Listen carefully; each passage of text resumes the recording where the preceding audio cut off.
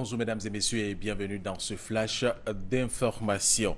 Le président de la République Alassane Ouattara était hier à Abuja, la capitale fédérale du Nigeria, pour une visite d'amitié et de travail. Il a eu un entretien avec le président nigérien Muhammadu Buhari et son prédécesseur Goodluck Ebele Jonathan. Juste après ces deux rencontres, le chef de l'État est rentré à Abidjan. Abiba Dambélé-Saoui. Le président Alassane Ouattara est arrivé ce lundi 20 avril 2015 à 11h30 à l'aéroport international Nnamdi Azikiwe d'Abuja. Pour une visite d'amitié de travail de 24 heures, il a été accueilli par le ministre des Affaires étrangères de la République fédérale du Nigeria, M. Massiliu Obanikoro. Après le cérémonial d'accueil marqué par les honneurs militaires, le chef de l'État s'est rendu au palais de la présidence de la République du Nigeria, où il a été accueilli par son homologue nigérien, Goodluck Ebele Jonathan. Les deux chefs d'État ont eu des entretiens élargis aux deux délégations suivies d'un tête-à-tête. Au thème des échanges, les deux personnalités ont animé un point de presse, au cours duquel le président Goodluck Ebele Jonathan s'est réjoui de la visite du président Alassane Ouattara, un leader de la sous-région, un grand ami du Nigeria.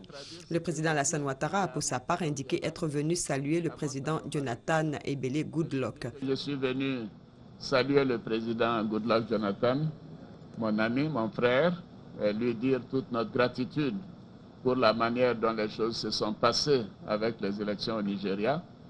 J'ai indiqué que nous avons vécu des moments très difficiles à l'occasion des élections de 2010 et que ceci s'est traduit même par une guerre civile. Mais grâce à la décision du président Goodluck Jonathan, le Nigeria a fait des élections apaisées et une transition démocratique aura lieu avec la mise en place du nouveau président le 29 mai prochain.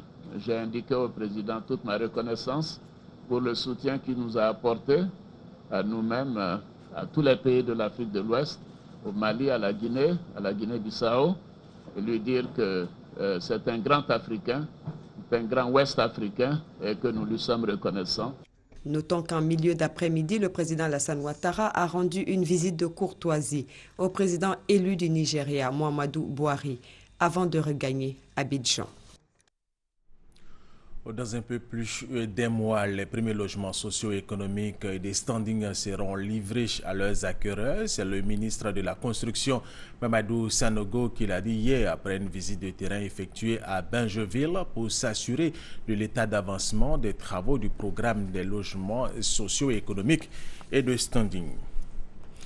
Il se tiendra du 23 au 27 avril prochain la troisième conférence des ambassadeurs ivoiriens. Elle portera sur les thèmes la construction de la réforme de l'outil diplomatique à la réalisation de l'émergence de la Côte d'Ivoire à l'horizon 2020. Et cette conférence sera l'occasion pour les ambassadeurs de recevoir du président de la République les orientations et les instructions pour l'action diplomatique. Au Mali, un convoi de fournisseurs civils de la MINUSMA a une nouvelle fois été attaqué par des assaillants à 30 km à l'ouest de Gao, la plus grande ville du nord du Mali. Cette attaque survient après celle menée vendredi contre un convoi de fournisseurs civils de la MINUSMA à 15 km de Gao qui avait tué 2 chauffeurs et fait un blessé par balle. L'ex-président islamiste égyptien Mohamed Morsi, destitué en 2013 par l'armée, a été condamné ce mardi au Caire à 20 ans de prison pour avoir été impliqué dans l'arrestation et des tortures sur des manifestants durant son mandat.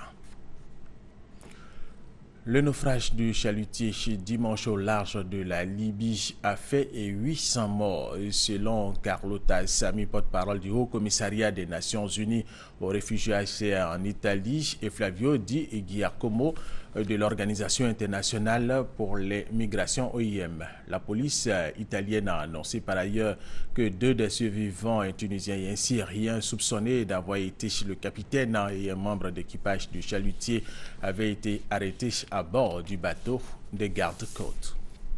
Et c'est la fin de ce flash d'information. Merci de l'avoir suivi. Je vous retrouve tout à l'heure à 13h.